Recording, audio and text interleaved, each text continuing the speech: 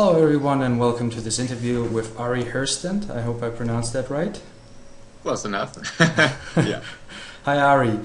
Tell us what you do. I read your article on ASCAP about booking your own tour. Sure. Yeah, I'm a musician. I'm a singer-songwriter, independent artist. I've been a full-time musician for just over 5.5 years. Are you getting a call? Super unprofessional. Just keep talking, please. That's okay. I'm sorry. No worries. So yeah, I'm a independent musician. I played over 550 shows over the course of my career, and as of the last year or so, I started this music business advice blog called Ari's Take. It's aristake.com. Aristake.com. Okay. Yeah.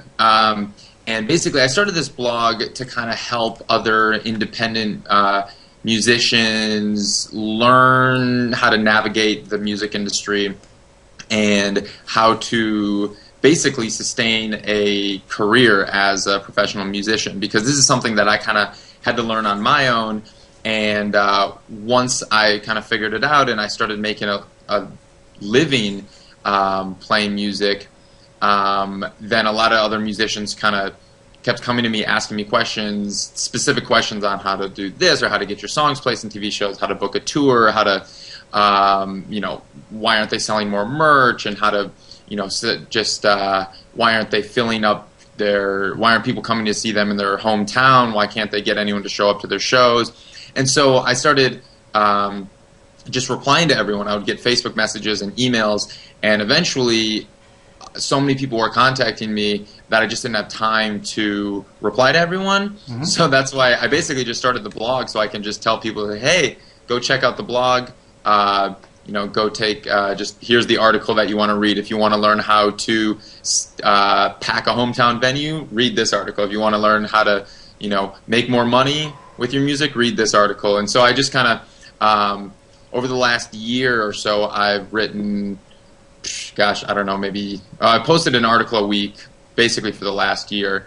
But even more so than that, because I started when I launched the blog, I had about 30 up. So I think I have about 75 articles up there. And what's nice is the site is very different from a lot of the other music blogs out there, where it's not necessarily, I don't necessarily talk about what is happening today in music.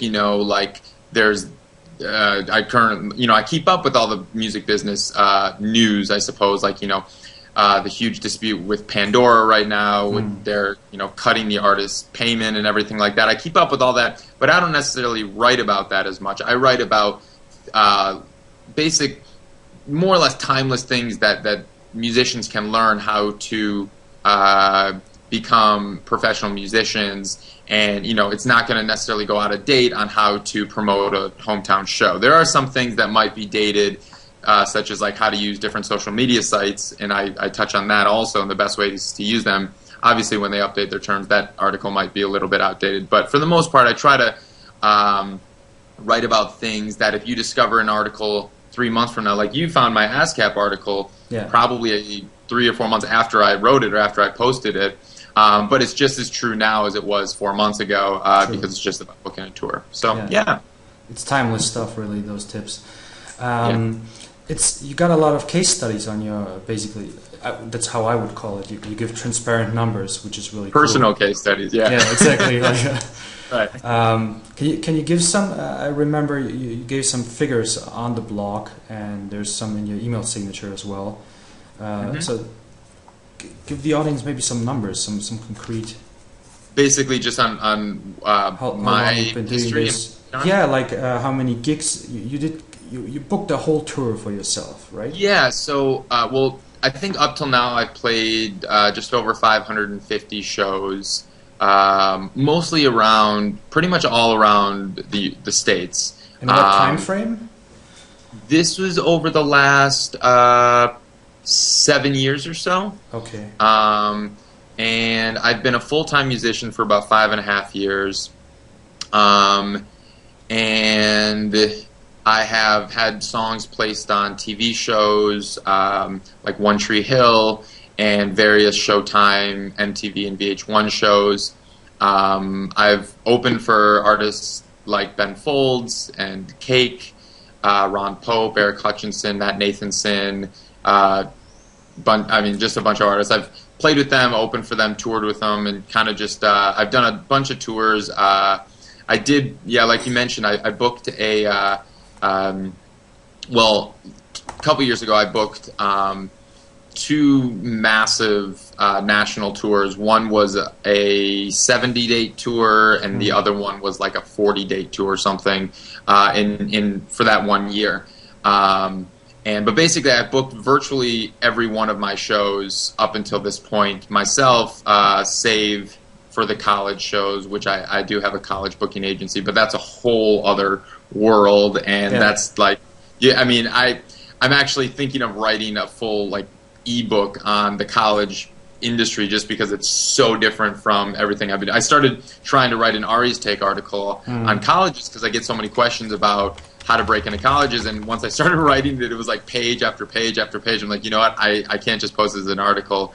There's just way too much information there. So when I'm done with this, it's probably going to be like 100 pages long. That's the whole other college industry. So I have a booking agent for that, but I've booked all my club shows and festival shows, and every opening gig that I've gotten or any support gig or headlining show, I've basically been the one to talk to the managers, to talk to the promoters, the booking agents, and set all those shows up on my own. And it's possible, right? You're not a total workaholic, not some kind of... Well, you do have to be a workaholic. I mean, yes, anything's possible, but, I spend... Do you have a business background or a management background in some... I went to school. I went to this contemporary music college in Minnesota for only 3 semesters, but I went for music business. So yeah, I did. I studied that early on.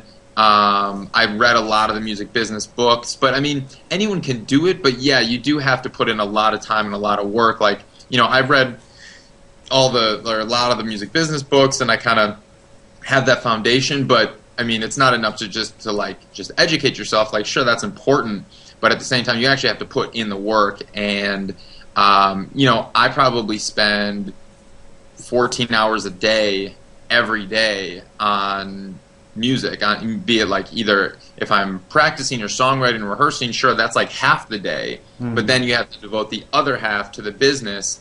And I think the issue is a lot of musicians don't realize that that's what it takes these days.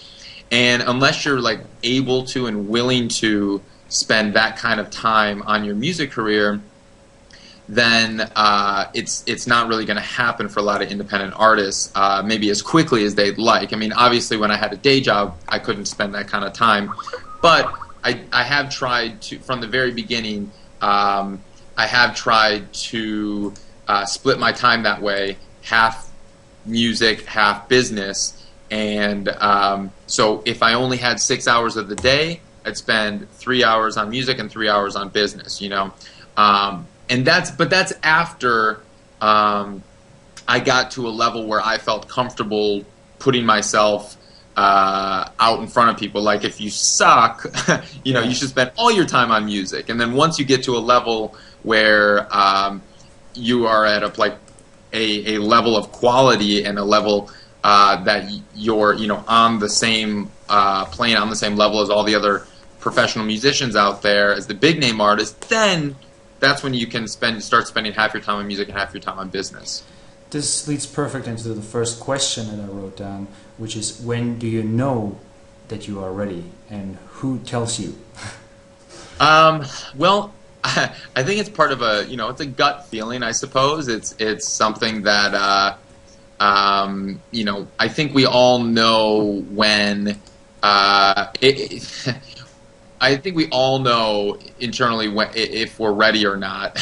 And I think a lot of we fool ourselves into thinking we are before we're ready. So you really kind of have to maybe take a step back and try to look at your project objectively, and put your demo or your CD or your live show, your YouTube performance, next to next to a live performance of your favorite band, or put your album on after you listen to your favorite band's album. And if it's not on that level yet, then you need to keep working at your craft, at your music, to make sure that it's at least as good as, if not better, than all your favorite musicians, because that's who you're competing with, really. I mean, not that music is a competition, but if you want this fan to spend $10 to come to your concert and not their concert, or $10 on your album and not this person's album, then you have to give them a reason why that you're just as good, if not better, as them. And also, I mean, I think a good gauge is like, start playing out. If people,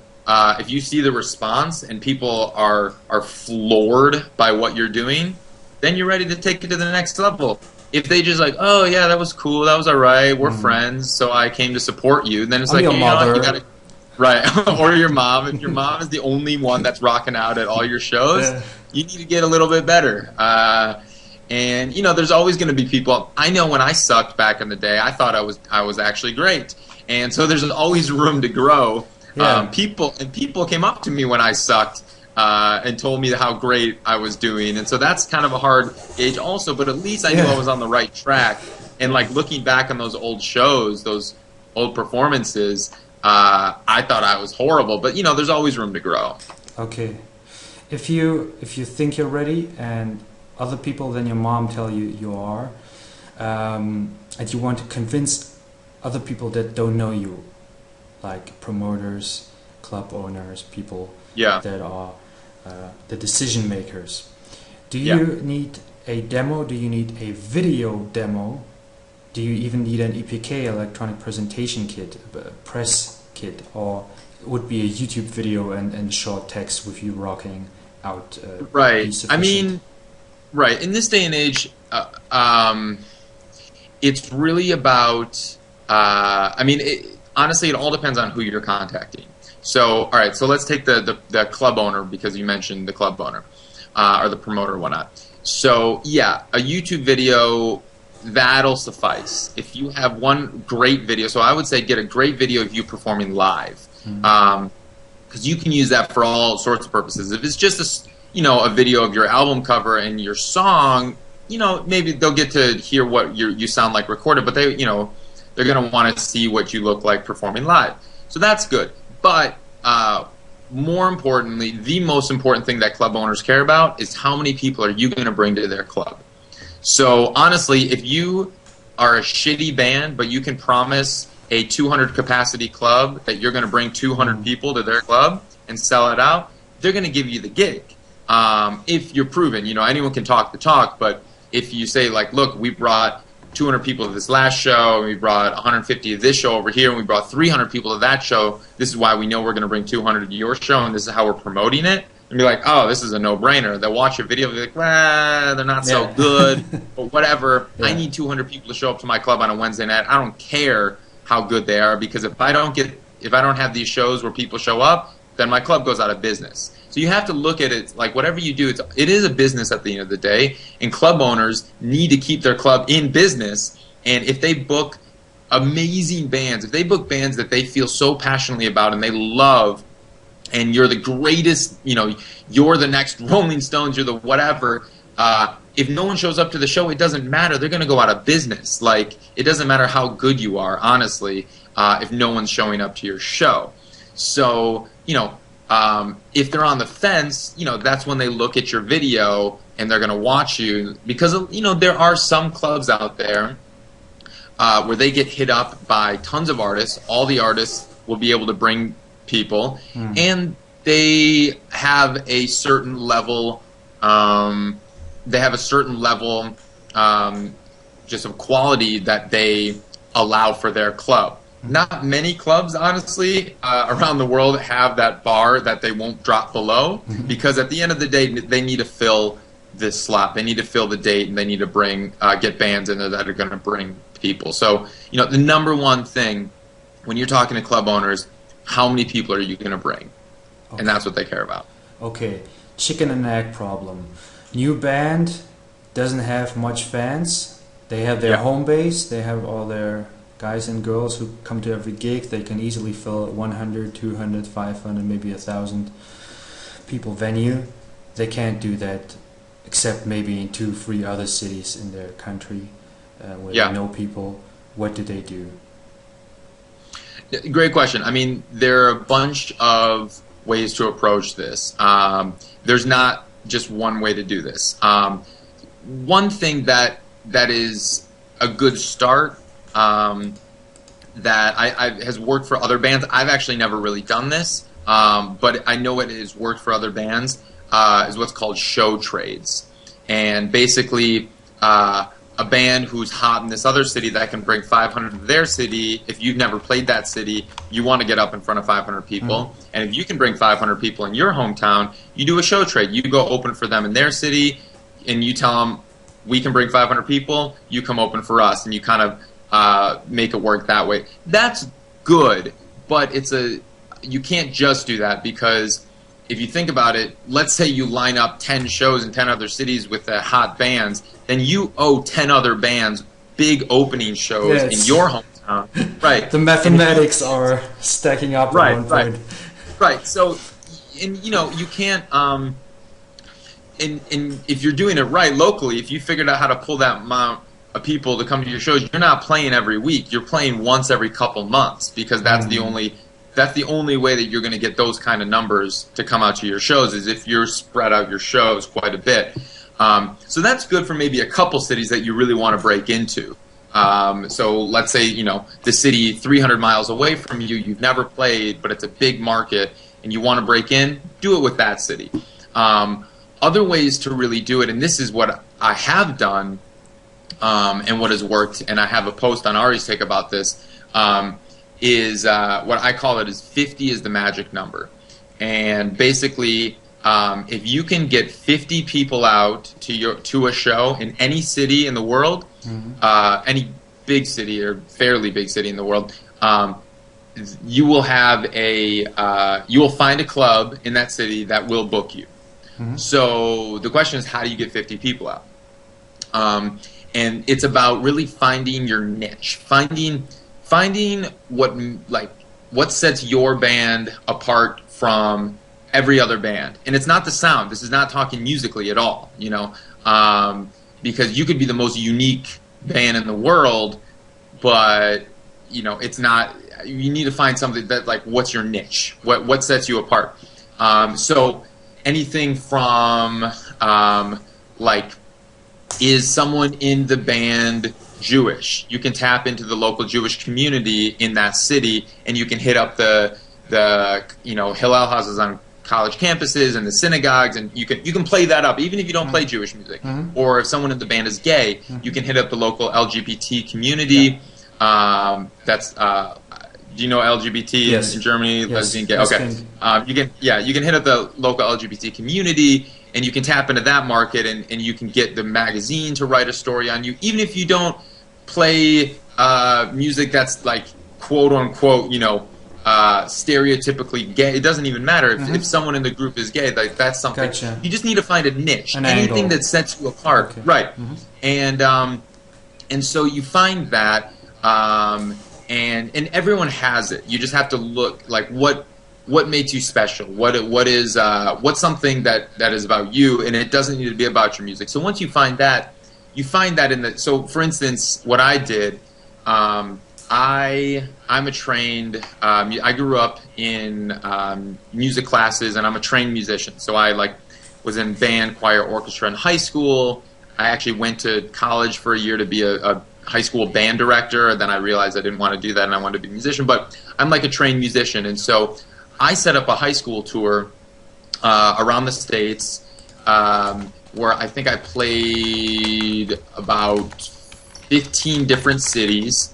And I spent a week in each city, and I hit up all the local high schools in that city, and I talked to the music teachers at these high schools and told them, look, I'm a professional musician, I'm on tour, and I'd love to talk to your music students about what it takes to be a professional touring musician, and how a formal music education is helpful for that. So the teachers liked that.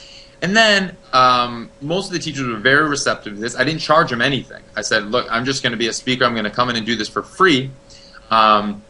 I set up an all-ages club show on Saturday.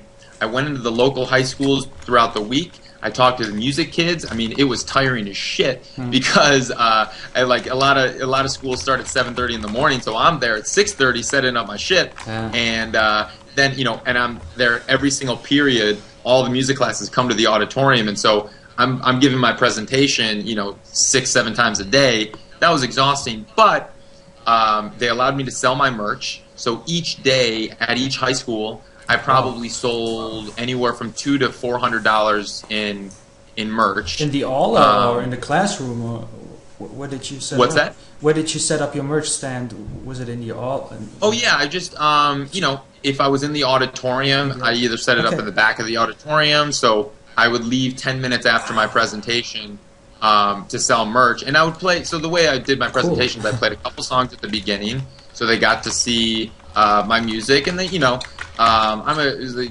20-something dude who plays music that they can get into. They got into it, and then I gave a presentation that the teachers liked, and then I would leave 10-15 minutes at the end to sell merch, and I would sell $200 to $400 a day in merch. That's good for any show. That's good for any club show that you play. At what price points? At what price points did you sell the merch? $10 a CD, $20. Okay.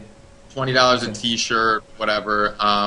And I was actually mostly selling CDs then, and people. I was there. I could sign CDs there, and they thought it was cool that I had some songs on TV and whatever, and it didn't even really matter. They just liked getting out of class and having something different. If they had $10, they'd give it to the dude. Totally. Whatever. And since I was this shows that you can sell $200, $300, $400 worth of stuff, your music, merchandise, without being a name to a crowd that didn't know you before, right? So because that's a big fear that all the musicians have. Why should they buy my music? Why would they buy my music? It works, right? Yeah. Cool. Well, it works if you find the right niche, like I said, because you got to find the right niche. You got to. So I went to high schools, and it's not because I'm a high schooler, and it's not. We all went to high school. I mean, it was just because I found that what's unique to me is that I am able to get up in front of a large crowd and talk about what I do. A lot of musicians can't do that. So, and I respect that. A lot of musicians, can get up in front of a large people and play their guitar, and that's it, which is totally fine. But that's something unique to me, that I'm able to present in front of a large group of people and talk about what I've done and where I've been and everything like that. So I set up this high school tour, and I did that. And then, above selling the money at the high school, or selling the merch at the high schools and making this money there, I set up an all-ages show on Saturday night, and all these kids from all the different high schools showed up to the show because it was fresh on their minds. Everyone was talking about it. I brought 250 people out to some of these clubs in these cities and towns I'd never been to before. And the club owner's like, holy shit, here comes this guy, brings 250 people to our club. He's never been here before. He's not on the radio. He's not, and it's like, they're like, when are you coming back, And then you just kind of build off of that. So you don't have to do the high school thing, but if you find a niche, you find something creative to do, you can go to any town and do it. Okay. And I think the fact that those kids came to your show also proves that basically they were into your stuff, not just for being for skipping school. So right, and yeah, I mean it. It was nice to see them all show up. It would have sucked if I booked the show and nobody came. So, but I mean, mind you, like, and this is true for anything. I probably saw maybe 1,000 kids that week, 1,500 students, maybe even more, maybe 2,000 students that week in that town, and 250 people showed up. That's like 10% of all the kids I saw. So either 90% didn't like what I did, or they just didn't care to go out to a club to see live music, or their parents wouldn't let them out, or on and on and on and on and on. So you need a buffer. You can't present in front of 50 people and hope that all 50 of those people are going to show up to your show. It never works like that. Even if all 2,000 people loved what I did and became huge fans, there are many reasons they could, may have not been able to make the show, and you just have to account for that. Do you think strategically like that often? Do you think in demographics, statistics, so to speak, that okay, we got the LGBT community in this city, which is that and that many. We got the Jewish community in that city. We got I mean, this is strategic thinking, basically. Yeah, and I mean, absolutely. And I say, so this high school tour that I did, I basically knew how many high schools I was going to hit up, and how many students, music students throughout these high schools, and then I would talk to the club and say, I think I can bring 50 people to your club because even though I've never been there before, I'm going into this high school, I'm going to see this many students, I'm going into this high school and this high school. And all the club owners gave me a show because of that, but I did have to account for that. So like, right, if you're going to talk to the LGBT club on a college campus in the town you're visiting and you're hitting up that magazine, like, you know, that's good, but I would also recommend if you're going to spend a week there, then maybe set up some promo shows in dorms on the college campuses, or maybe set up some promo shows at a fraternity or sorority house, or if you're not into the college thing, then maybe talk to some blogs that are in that area and do a little interview or thing, because it'll all add up. So the LGBT community, if you hit that up, maybe they'll bring 30 people, but how are you going to get the extra 20? You can try to get a few days early and just go. Honestly, you can go around town meeting people if you're personable and sociable. Yeah. If that's one of your strengths, if you can get to a town a couple days early. If you're not, I don't recommend it. Like pick up for fans, like hello. If you're gonna make I'm a musician. Right, yeah, don't do that. Yeah. But and you don't want to be pushy about it, but you could go hang out in a coffee shop, you can start up a conversation with someone, and then 5 minutes into the conversation, oh, what do you do? What do you do? Like, oh, I'm a musician, I'm passing through town on tour. Actually, here's a flyer to the show, you should come, the venue, it's right down the road.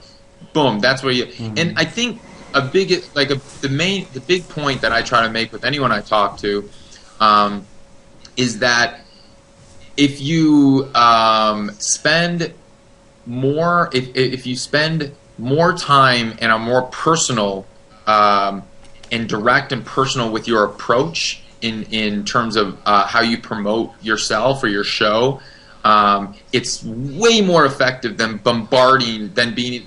going quicker and bombarding many more people. Meaning, sure, you can invite 2,000 of your friends to a Facebook event. None of them are going to come to the show unless they have a reason. So you sent out one message, it was 2,000 people. You felt like, wow, you're going to get a lot of people because 2,000 people know about your show. Nobody's going to come. However, if you message 20 of your friends individually, hey, Tom, man, it's been a couple months since we saw each other at the bar and saying karaoke. Dude, we got to hit up karaoke again sometime. That was incredible. I'm playing a show next Wednesday. It would be great if you came out.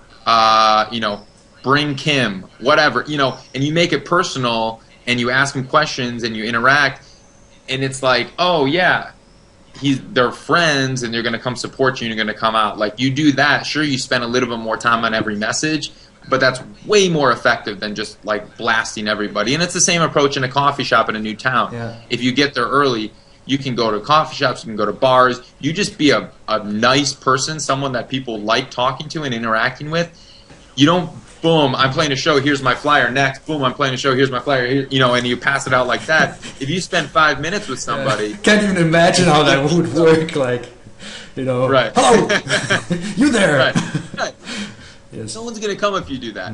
If you spend some time with them and you talk to them and you have this personal interaction for 5 minutes and you give them a flyer, then they'll be like, oh, okay, this is cool. I'm going to check them out. They'll go home. They'll listen to your thing. Yeah. If they like you, then they'll come to the show. And it can be worth it time-wise from an investment. It's not...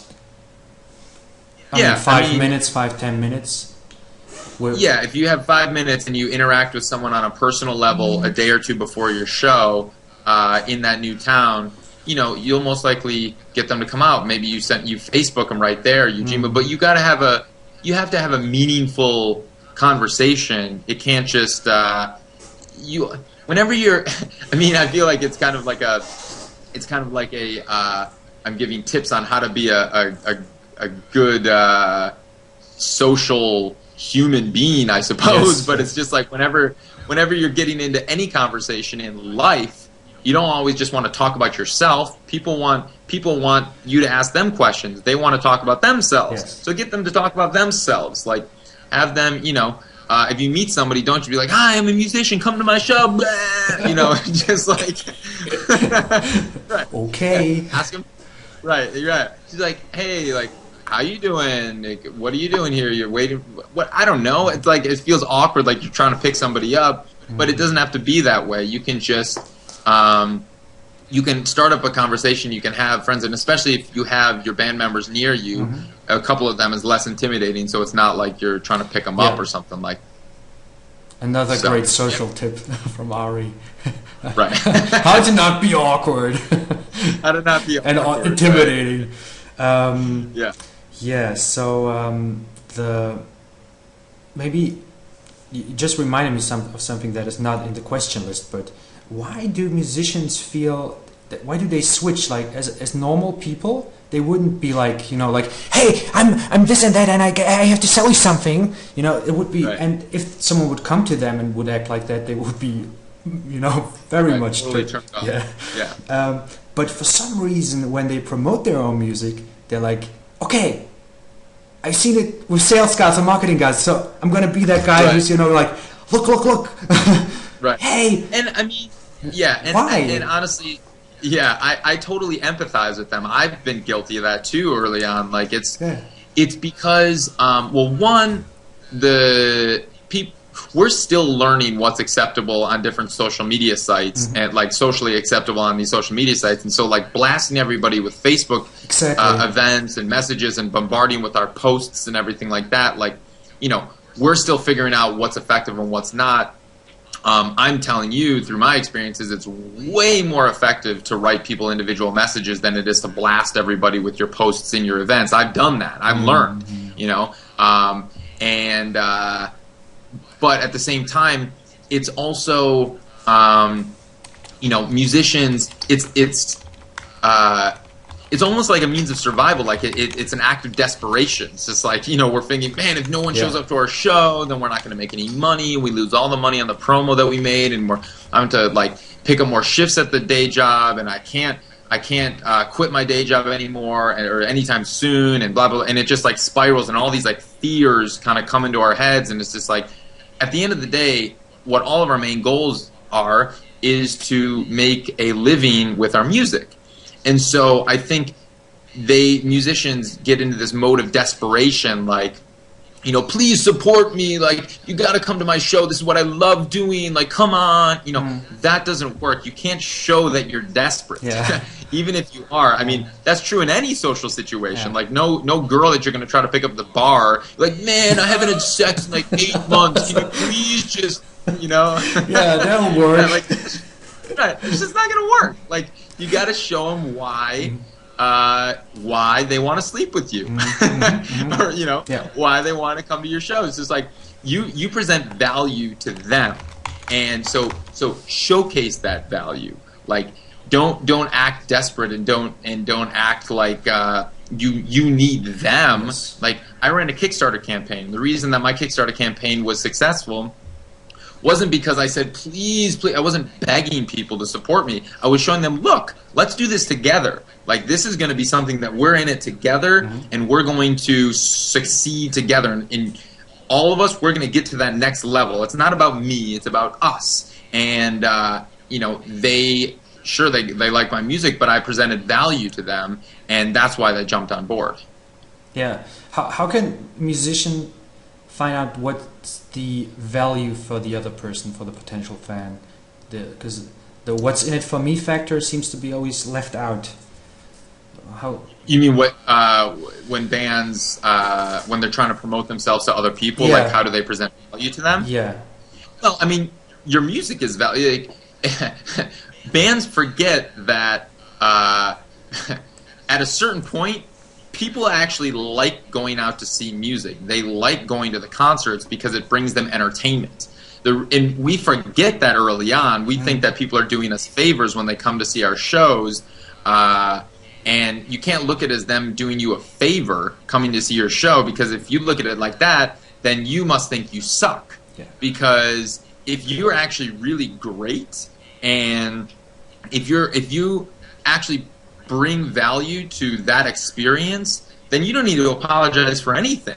They should be thanking you after the show. Be like, damn, man, I only had to pay $5 and you put on a kick-ass show like that. Like, my life is so much better now. I had such a great evening out because you gave me value. So, I think the biggest thing is just don't suck. Like, be great. Like, work out your show and your songs, and keep practicing and keep rehearsing and get your music and your show to a level that brings value. It's not, you don't have to fake anything. This is not like coercing people into trying to make believe that you're great. Just be great. Mm-hmm. So definitely a self-esteem thing as well, right? Well, sure, and I think your self-esteem will rise once your music gets to a point where it's undoubtedly great. Like, I think, that self-confidence will come when you've spent the thousands of hours in the rehearsal studio working on your shit and writing tons and tons of songs, that you write 40 songs and you get the one great song. Then you're like, wow, I had to write all these other songs to get to this one song, but I know that this is unstoppable. And every time you play this song for anybody, they talk about it. After every show, they talk about that one song. That song just didn't come to you in a dream, or if it did, it was because you had all these 40 other songs that you'd written prior and gotten better at the craft and narrowed it down. So, you have to put in the time up front to get great at what you do. Okay. Let's dive into the numbers again. You said 50 is a magic number, a magic minimum number. To get into that 50, and what kind of size venue? I mean, that's got to be a smaller capacity venue. Yeah. I would say anywhere from, if the venue's capacity is 50, I say if there's anywhere from 50 to kind of 300 capacity venue. Any club owner will give you a show if you can promise 50 people, especially if it's a weeknight. If it's a weekend and you're only bringing 50, then you might need to find a couple other bands to buffer that, so you can get 150 people there for a 300 cap venue on a Saturday night, because that's a Saturday night for them. They need a lot of people. 50 may not cut it for a Saturday, but 50 will cut it for a Tuesday. If we're talking about just 50, not 50 who have invites plus ones. We're talking about like 50 people who will come plus their own 20. Oh, I mean, no. I mean, how do you mean those 50? I mean 50 people that are coming to see you. If you can promise the club owner, yes. 50. But do you think they will? They calculated like that those 50 will bring their own friends with them? No. So when you pitch a club and you say, "Hi, I'm this band from Los Angeles, and we're coming to play your club," and let's say Minneapolis or whatever, and we've never played, but we're going to bring 50 people. We've never played Minneapolis, but we're going to bring. We can guarantee 50 people are going to come to the show because this is how we're promoting it, and we're promoting it here, and here, and we got these people behind us, and this. We expect 50 people to come to the show. Most likely, that club will either give you the show and sounds great, or more likely they're going to ask you to get a couple other bands, local bands, on the bill to kind of be the bill buffer, is what they'll call it, just to make sure that. If you don't bring 50 people, that these local bands who draw, this band will bring 20, that band will bring 20. If you bring 50, that's 90 people, and that's a better sell to them than just your 50. And getting the local band to bring 20 people isn't that difficult.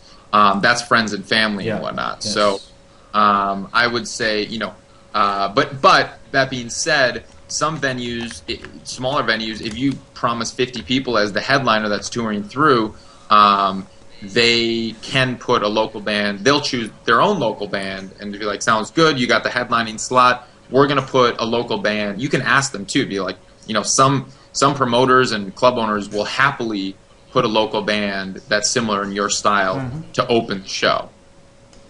Okay, can you run us through some economics of how the ticket, like the average ticket admission price would look like, how much they would make on the door versus the bar, and so okay. So if you're playing original music venues as opposed to cover venues, that's a completely different world. I mean, you can make a decent living playing covers and playing at bars that will hire you to play 4-hour gigs, and they'll give you, $300-400 at the end of the night. That's a totally different world. I'm not a part of that world. I don't know the cover band world. I did that way back in the day. I don't do that anymore. What I'm talking about is original music clubs, and you're pushing your original music, getting people to come see you as a band, not coming to the bar to have drinks and, oh, by the way, there's a band playing. Yeah. Two different. So for the original music venues, I say, at least how it works in the States, I haven't done this internationally, so I don't really know elsewhere, but in the States, I would say in most major cities, if it's a 21-plus club, you can expect to get 70 to 100% of the cover charge. Okay. The venue taking 30% or less. And some of the bigger clubs are going to take closer to the 70%. Some small clubs, I've honestly played some clubs where they take $50 off the top to cover the sound guy, and then you get 100% of the door because you're bringing the people in. That doesn't work as often. It's typically, I would say, more around the 80%, 70% for 21-plus clubs, because mind you, 21-plus, that's the drinking age in America, so they're expecting that these people are going to come and drink. And you don't make any... I've never played an original music club where I've made a cut of the bar. That doesn't really happen in the States for original music. Okay. Yeah, I've never made a cut on the bar playing an original music club where people are coming and paying money to see me play. I make a cut on what people give to the door. Cover bands are different. Like sometimes they'll make a cut on the bar or whatever like that, but that doesn't happen for original music venues for the most part, at least none that I've played. And then for 18-plus clubs, I would say anywhere between 50 to 75% is what you're going to walk away with.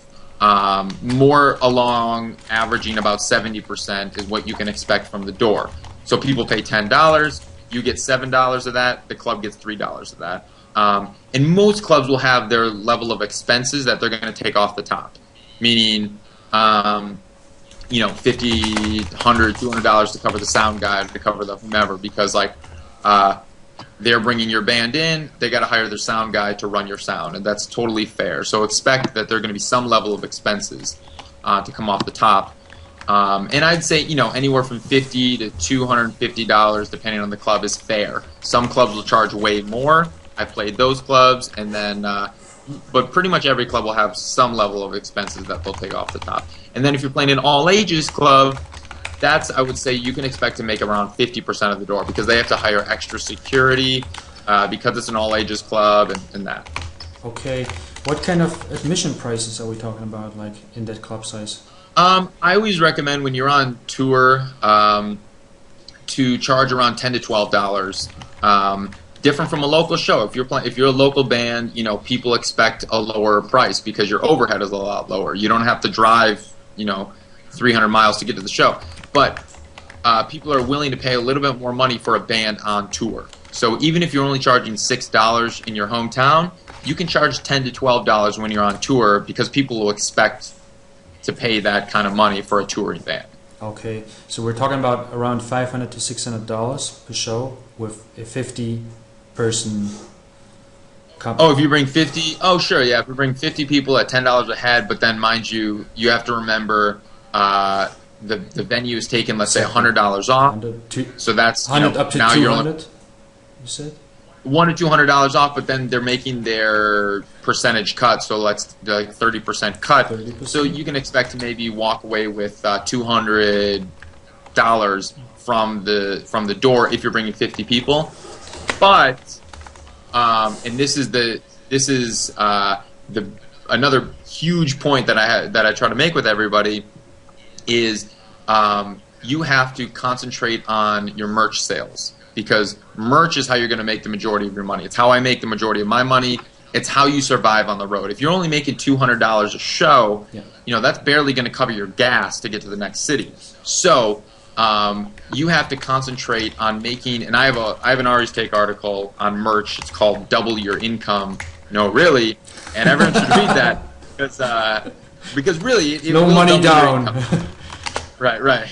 It's funny, but and it's honestly, it just basically talks about, and I'll give you the brief bullet pointed version. What you need to do to make sure that you sell merch at your shows and sell the most amount of merch. It comes with a display. You have to have a beautiful merch display. It has to be well lit. You have to have somebody running it the entire show. You can't run back after your show and try to sell people. Get someone to sell your merch. You can tweet or Facebook the day of your show in that town. Get a fan to run your merch for free. Give them a T-shirt or CD or whatever for running your merch. Worst comes to worst, you hire somebody, you pay them, a percentage of your sales to come run your merch. But you need someone there running your merch from the start of the show, from the time the doors open to the time the doors close. You need someone there running your merch, because these are sales. Like if you're playing a 2-hour show and someone's watching the first hour of your set, but they have to go home to wake up early to get to work the next day, and they want your CD, if they look over at the merch table on their way out and nobody's there, they're not going to buy a CD. You just lost the sale. So if you have someone running merch there, you're going to make so much more money. Also, make sure that you get a credit card swiper, because a lot of people aren't carrying cash these days. If you get a credit card swiper like Square is free. They take like 2.7%. Or PayPal has one, and other people have these things. Then you're going to make so much more money if you can offer a credit card, and you should say that. You should say it over the mic during your show. Talk about your merch combos. Say you can get a T-shirt for $20 or a CD for $10, or you can get them both for $25. It's a $25 combo, and we take credit cards. Sure, you might feel super awkward saying that over the mic on stage, but I guarantee you're going to sell so much more if you don't mention that on stage.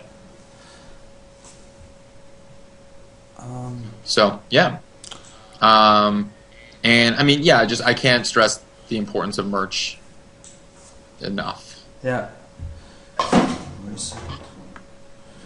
Can we talk about what would be typical merch products? Like, what would be the minimum type of product selection, like T-shirts, CDs, compilations? Yeah, I mean, every band has to kind of figure out what's right for them in terms of merch. Like T-shirts are good. At a bare minimum, I would say T-shirts and CDs. But stickers are good. You can get unique merch items depending on what your band is like. Like if baseball caps are going to sell, or thongs are going to sell, or if little bottle, little pins, or I guess you just look at merch items, but I'd say, T-shirts are going to be your biggest seller and probably going to make you the most amount of money. What price point would you recommend? I mean, for a touring band, an independent touring band, I recommend between $15 and $20 for T-shirts. You can get away selling T-shirts for $20, especially if they're high quality. In America, like American Apparel, people know is like a higher quality of T-shirt. If you offer that kind of style, I charge $20 when I offer those kinds of shirts. They cost me more money to make also, so they kind of get that. But yeah, if you $15 to $20 is a good point for T-shirts, but also I always offer combos. Combos are the way that you're going to make a lot of money. Like I said, if you have a T-shirt for $20 and a CD for $10, but you sell them together as a combo for $25 and you save them $5, a lot of people will do that because they like saving money. Okay, I just checked something on the sound. I wasn't sure if my sound level was okay. That's why I was. Oh, okay. Around here. It was low for a second, but now it's back up. But you can hear me, right? I can hear you just great. Which is pretty much the proof that the sound is okay. So I guess I'm just paranoid. All right. I think you're fine. Okay, so there's one point we got. There's something we didn't. The audience doesn't know. We talked about before recording the interview. I told Ari that we asked over 1,000 musicians about their problems, and that a lot of those problems were around money and making money with gigs.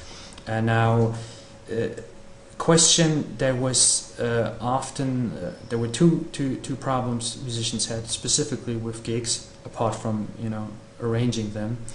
And one was getting ripped off by musicians, and the other was getting ripped off by the clubs or promoters.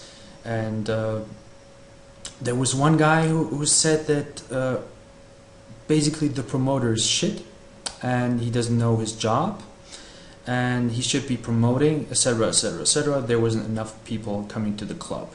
So how do you know if a promoter is doing his job, and how do you know what's your part of the job? How could you help a promoter, etc.? Yeah. So, do you remember what country where that person was from? I'm afraid not. I think the UK or the US, because that's where most questions came from. Okay. Well, why I ask is in the US, most bands aren't going to be working with promoters when they are on tour. If you're a lower level band, there are promoters. I mean, once you reach to a certain level, then you will be exclusively working with promoters. I've only worked with a handful of promoters in the 500 plus shows that I've played, and I go to the venues directly and I talk to the club owners directly. I have worked with some promoters when there's I've approached venues in certain towns and they say, I may be interested in the show if you can get this promoter in town on board. And so, then I'll work with the promoter, and sometimes it's great. I've built up wonderful relationships with promoters in certain cities, and then I always go work with that promoter when I go play their town, regardless of the venue, and they'll put me in various venues that they think are right. And that's the beauty of the promoter. And promoters are all over the board. Some promoters won't expect you to do anything other than list the show on your website and send out an email blast about it, and maybe tweet about the show. Like at a bare minimum, that's probably what they'll expect. Some promoters will. Other promoters, they won't do anything other than get you the show. So you have to understand what kind of promoter these promoters are, or club owners. Expect that no club is going to promote your show at all. If you work directly with the club, they're not going to promote your show other than putting a poster up in their club that you sent them. And which is inside the club, by the way, so whoever is in the club, or that you send them, so all they got to do is pay for the tape that they're putting it up on their wall, and then maybe listing your concert in their ad in the weekly newspaper or something like that, and then putting you on their website. That's it. That's not going to bring anybody unless you're a known band, unless you have tons and tons of fans that they see your name in that little calendar listing on the newspaper or on their website or in the bar, on the poster in the club.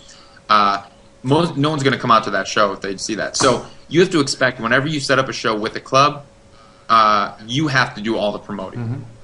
And that's the biggest disconnect between club owners and bands. The club expects the band to promote, the band expects the club to promote, and then no one promotes anything and nothing gets done. And same with promoters. If you're working with a promoter, I think the best thing from the start is you need to make that clear, and you need to have a good working relationship with this promoter, with the club owner, so you both know who is doing what. Whose responsibility is it to promote? Maybe the promoter believes in you enough as a band that they are willing to take on all of the promotion responsibilities. But that needs to be discussed. You can't just assume that, because that's not going to do anything. And I think with bands assume way too much, and they're too timid or passive to address these issues in an email or in a phone call with the promoter, with the venue owner. You have to bring this up. You have to bring up who is promoting the show and what specifically are you doing to promote the show. This is what I'm going to do. What are you going to do? If you're not going to do anything, okay, now I know I need to take on more responsibility to promote the show myself. But you need to discuss that stuff from the beginning. Bands, the reason they get so frustrated and they're so upset, like the band that you mentioned, that this guy shouldn't be promoting, blah, blah, blah, blah, blah.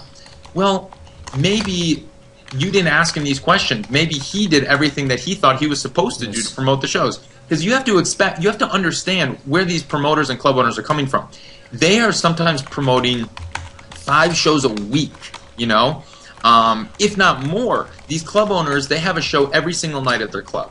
Why should they put any more effort and time into promote your show for an unproven band than the show that's happening tomorrow night, or the night after that, or the night in 2 weeks on Saturday with a band that has played there 5 times in the past and are bringing 500 to 600 people? That's a sure thing. They're going to promote that show. Why would they promote your show? You know, so why spend 5 times the amount of effort to promote a show of an unknown band just to get 50 people in there when they can put up an ad and bring 500 people to a proven band?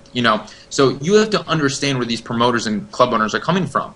Why would they promote your show? That's question number 1. And once you realize that they're not going to promote your show, that just removes all confusion and frustration, and you realize, okay, I have to promote it. And that's how I've approached every single show I've ever played, is that I don't expect them to do anything. I have to promote everything. Are there ways to incentivize them to do some more promotion than they would usually do? I mean, the only way to incentivize them is really by telling them that you're going to be promoting. It's like, it seems counterintuitive, but if you show how enthusiastic you are about playing their town and of what you're going to do to promote their town, that's going to inspire them to double down, to redouble your efforts. So if you say that you're going to be promoting to these places and getting this street team involved and getting these people involved and da-da-da-da-da-da, then you can ask them, so what are you doing? And they'll be like, oh, well, that's awesome. Okay, this is what I'm going to do. And then you're a team. Then you work together on the show, and it's not pointing fingers at the end. Yeah, this pointing fingers thing is really, plus the assumptions, seems to be a really big problem. The assumptions and pointing fingers, yeah. Just have the conversation begin. And I think to address the second point, and then we got to wrap things up because I got to bounce, but to address your second point about getting screwed by promoters and club owners and other musicians and not getting paid what you're supposed to get paid, that can all be worked out in the advance email, in the pre-show email. So once you confirm the show, I say once the show is confirmed, you send one more confirmation email. Okay. And in the confirmation email, this is also on Ari's Take. So everyone go to Ari's Take. I lay this entire thing out. So, yeah, and you can search for confirmation email or whatever. Lay it out. And you put all the points down. Date of the show, city, venue, obvious stuff, cover charge, how much of the ticket's price, age limit, load-in time, sound check time, other bands on the bill, curfew, on and on and on and on, down to hospitality, the drink deal, the food deal, everything. So you have all of this information laid out in one email. Not the 30 back and forth where they said this and you said this and we had one phone call where you mentioned that. No. One email, all the information, and then either you bring it out on your iPhone or you print it out. So at the end of the night, you ask them when they say, okay, 100 people came at $10 a head, and we took our standard $700, so here's $300 or whatever, and be like, whoa, what do you mean? It's like, no, that's what we do. Be like, actually, here's the deal that we set up through Mike. And he's like, well, Mike's not here right now, but like, here's his email, here's what he said, and this is what we negotiated with him. It's right here. It says you're only taking 100 off the top, and then you take 10%, so we actually need to be making a lot more money. He'll look at the email, the printout or the iPhone thing, like, okay, yeah, you're right. Sorry about that. Didn't know. I got misinformation. Boom. Easy. Perfect. Great. We're gonna have to wrap it up, right? So. Yeah, I gotta get going. But is there maybe one last little? Since I have 20 more questions here, but just okay. Only a bit kidding here. It's actually absolutely okay to be your own manager, right, Ari? Yeah, and I've been my own manager my entire career. There's nothing I embarrassing about it. There's nothing weird about it or awkward. No, I mean, I think the thing is, yeah, sure, it's awkward at some point, but you have to kind of get past that because you're selling yourself, and that's always awkward. Yeah. Like, and you have to separate the heart of what your music is, because when you sit down to write a song, like you're pouring this is your art. You're pouring everything. Yeah. That's you're letting out your emotions through your art, and that's a very sensitive act and a very personal, intimate act, and you have to completely distance that when you address the business. Yeah. So you have to be two different people when you write your music, when you perform, and then when you deal with the business. And that's awkward for a lot of people, and it takes some getting used to, and a lot of people can't do that. If you're a musician who can't do that, then yeah, sure, pay someone to do it for you. Get a manager, which a lot easier said than done, or get someone in your band. More realistically, that's going to be handling that early on. I've never had a manager. I've never needed one. I've kind of done it all on my own. You can do it all on your own. The biggest recommendation that I have in terms of managers is only get a manager if they are willing to work as hard as you are and they have more connections than you do. Otherwise, there's no reason to get a manager. Don't just get a manager to say you have a manager, and because the moment that you hand off the responsibilities and hand off your career to somebody else is the moment that you lose all control of your career, and no one's going to care about your career as much as you do. So you never want to just let that go. Okay, last question. Salespeople already have like massive problems. Sales and marketing people have already massive problems with objections. Now, musicians being their own managers, and having actually created, being the father of the baby or the mother, have much more feelings related to the product they're selling. Right. So how do you deal with how did you deal with those feelings when you get rejected? Oh, I mean, you just got to move on. And I've been rejected, I mean, for every one success, I've been rejected 100 times. So you just got to get past it, and it's nothing personal. That's why I said you have to separate yourself from the intimacy and how the emotions that go into your music. You separate that stuff when you're doing the business, because the business is the business. And that's why managers exist, because they're able to handle the business and don't have to worry about the emotions that go into that, and they can get rejected 100 times and not be crushed and ready to quit music because of it. But that's the reality. It's just like you have to be able to separate that out. Cool. Thanks for the interview, Ari. Oh yeah, Again, absolutely. Nice to meet you. AriHerstand.com. Ari Herstand. AriHerstand.com. AriHerstand.com. Ari's Take. That's my that's my music, here, and aristake.com is the blog. Aristake.com is the blog. The blog. One of the two. Thank you, Ari. All right, take care. Thanks a lot. See ya.